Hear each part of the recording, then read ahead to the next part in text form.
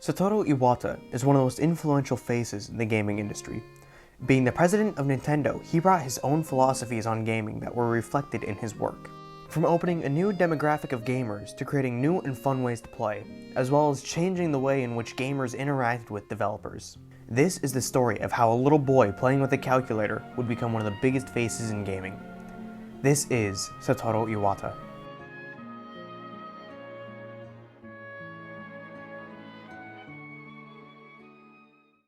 Satoru Iwata was born on December 6, 1959 in Sapporo, Japan. Despite his father being a politician, Mr. Iwata had a great love for technology growing up as a child. His first encounter with a computer was when he was attending middle school, where he would take frequent visits to a subway station in Hokkaido that had a computer where he would play a numerical game simply titled Game 31. Once in high school, he worked at a job so he could save enough money to buy an HP 65 calculator. This calculator had a magnetic card reader that could be used to read and write simple programs. Using this calculator, Iwata created several games that he would then share with his classmates. One of these games being a simple baseball game that his friends loved. Seeing his friends play games that he created filled Iwata with joy, and since then, he believed that his path was set for life. In 1978, Iwata started attending the Tokyo Institute of Technology, where he studied engineering and computer sciences. The classes, however, presented no issues to Mr. Iwata. While attending these classes, Mr. Iwata dedicated most of his time to studying computers. Instead of studying, he would spend most of his time at a local department store where he would hang out and meet people who were like-minded. While here, Mr. Iwata met several students who decided to create a group with him that would eventually become known as HAL Laboratories. Although Iwata did not co-found the company, he was among its first employees. Iwata and his team rented a small single-bedroom apartment, which acted as HAL Laboratories' first headquarters. Although Iwata had a large passion for gaming and technology, his family did not approve of him joining such a small and unproven company. Iwata's father, who was elected the mayor of Mororan, Japan, was especially disappointed, and because of this did not talk to his son for 6 months. Despite this, Mr. Iwata stayed close to the company and helped with the development of some of their earliest games, one of them a game for the MSX known as Super Billiards. Iwata filled as many roles as the company needed, such as game design, programmer, and even oversaw marketing. His experience in programming and design had raised him to the position of coordinator of software production in 1983. After the Famicom was released in Japan, Iwata and his team were immediately drawn to the device. The inner workings of the Famicom shared similar components to the Commodore PET, a personal computer that Iwata himself used during his days at college. HAL Laboratories reached out to Nintendo in search for a partnership with them. Mr. Iwata himself met with Nintendo in Kyoto, Japan. While meeting with Nintendo, Iwata claimed that he could write better NES codes than Nintendo's very own EAD engineers. Nintendo saw potential in Iwata and had eventually hired HAL to assist on the game Pinball that was falling behind schedule. Work on Pinball was quickly completed and released on February 2, 1984 in Japan. This marked the first collaborations between Nintendo and HAL, and both companies had worked on titles such as Balloon Fight, NES Open Tournament, and the NES port of Joust. Before long, HAL Laboratories was given the opportunity to create an IP they could call their own. Iwata wanted to create a title that was easy for beginners to pick up and play, yet still catered to hardcore gamers. Iwata had eventually chosen an idea called Twinkle Popopo from fellow teammate Masahiro Sakurai. This was a great example of Iwata's ideas of simplicity, from its art design to its game levels. The game eventually took the form of Kirby's Dream Land and was released on the Game Boy April 27, 1992 in Japan. However, despite HAL Laboratories' success with their new game and their relationship with Nintendo, they were still on the brink of bankruptcy. The company was rescued by Hiroshi Yamauchi, the president of Nintendo, who had offered to pay their debt for two things: that HAL would become an exclusive second-party developer for Nintendo, and that Satoru Iwata would become HAL's president. HAL Laboratories and Mr. Iwata both accepted the offer, and Yamauchi's faith in Iwata was not misplaced. During his time as the president of HAL Laboratories, Mr. Iwata steered the company away from bankruptcy while both keeping his skills as a designer and programmer. Often, Mr. Iwata would save games that were struggling during development. One such example would be Mother 2, or Earthbound as known in North America. The game was 4 years in development and was still riddled with bugs and nowhere near completion. When Iwata, who had worked as a producer of the game, approached the developers at Ape Inc., he said, "If you're going to continue to make this game like it is, it's going to take you 2 years." He offered to help the company and offered 2 options. Iwata said, "If we used what you have and fix it now, it will take 2 years. If we start fresh, it'll take half a year." Director Shigesato Itoi and Ape Inc. accepted Iwata's offer, and Mr. Iwata fixed most of the game's issues in just 1 month. Mr. Iwata stayed true to his words and helped the developers finish the game in just 6 months. Another title that Mr. Iwata had helped fix was Game Freak's Pokemon Stadium.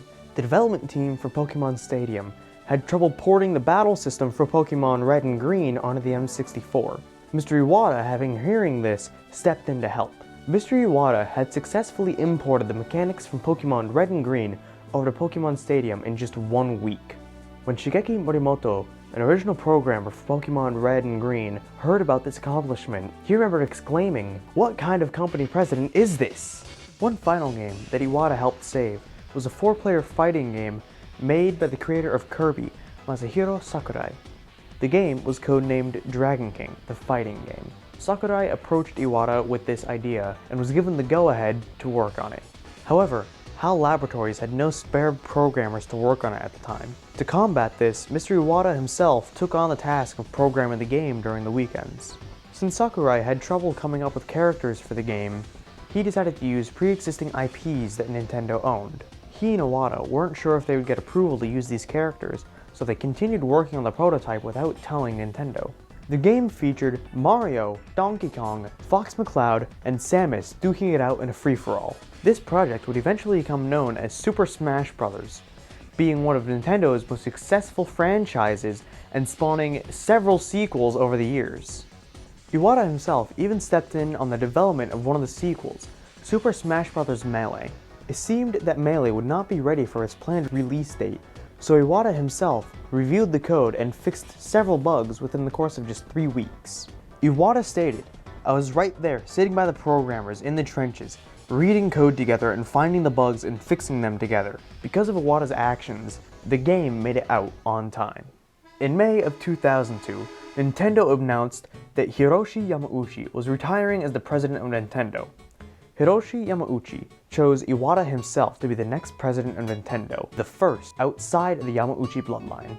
One of Iwata's first decisions as the president was to meet up personally with all 40 of the company's department heads and roughly 150 employees. This was a stark contrast with Yamauchi, who rarely met with employees one-on-one.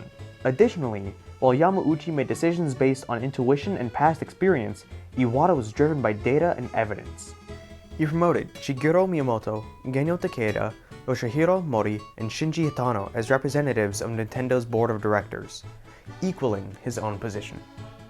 However, despite being a profitable company, when Iwata became president, Nintendo was starting to lose momentum. In comparison with their competitors, the GameCube was struggling to perform. Iwata himself had also noticed that there was a declining interest in gaming by the general public. It was clear that Nintendo needed a new direction. After a year-long analysis of the gaming industry, Iwata had decided that pushing for the most advanced hardware was not the optimal choice to promote games. Nintendo had chosen to invent new ways to play games instead of going for cutting-edge graphical technology. One of the first devices made with this decision in mind was a Nintendo DS, a handheld device with 2 screens, one of which was a touchscreen.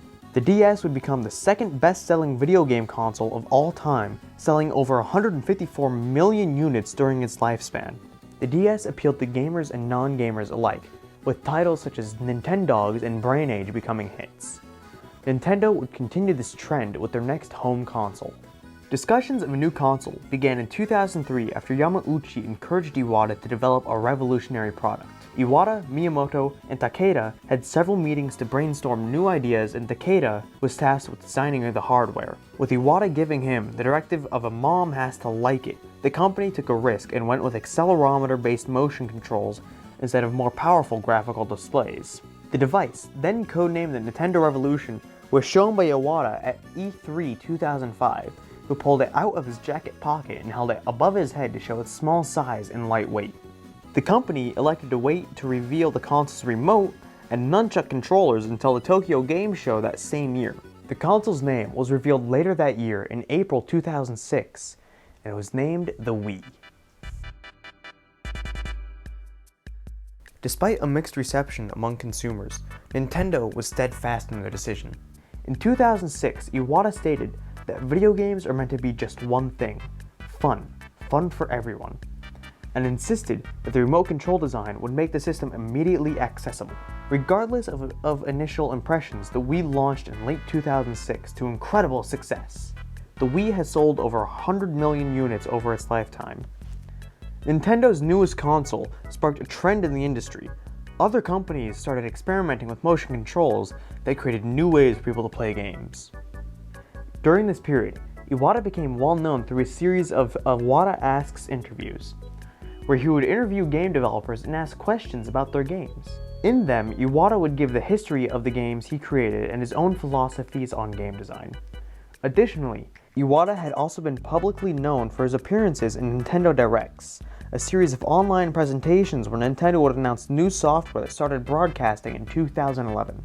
Along with announcing games, Iwata and other Nintendo staff would occasionally perform skits during these Directs. Nintendo prospered under Iwata during his leadership, with new variations of the Wii and DS selling spectacularly well. However, poor marketing and low third-party support caused their new console, the Wii U, to struggle at the start of its release. This caused the company to take losses in 2013, but Iwata refused to let this affect his employees.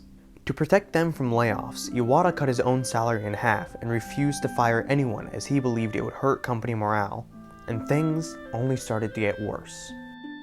In 2014, a cancerous tumor was found in one of Iwata's bile ducts, causing him to undergo surgery immediately. This caused Iwata to miss a planned appearance at E3 2014, which caused a lot of concern amongst the gaming community. His road to recovery was slow and difficult, but he never lost his smile or his stride. He even publicly updated his meme to show the weight he had lost. In June of 2015, Iwata was once again unable to attend E3 because of complications with his health. Despite this, he still exchanged ideas with Sunikazu Ishihara of the Pokemon Company about the game that would eventually become known as Pokemon Go. However, his health quickly turned serious, and sadly, on July 11, 2015, Satoru Iwata had passed away. The next day, news struck about his death, with news outlets, gaming fans, and even Nintendo's competitors all mourning in equal measure. Iwata was buried on July 16, 2015, and his funeral was attended by over 4,000 people. That day, former Sonic team lead Yuji Naka stated even the sky in Kyoto was crying. No one can deny the impact Iwata had on the gaming industry. Under his leadership, Nintendo has reached a new level of success, and his efforts pushed the industry forward into a new state of mind. A new demographic of gamers was opened up. Iwata's talent for programming led to the creation of some of the most popular and widely played games ever made. It's clear that no matter where Iwata was, whether it be a train in Hokkaido or the president of the largest gaming company in the world, Iwata had remained one thing: a gamer. On my business card, I am a corporate president.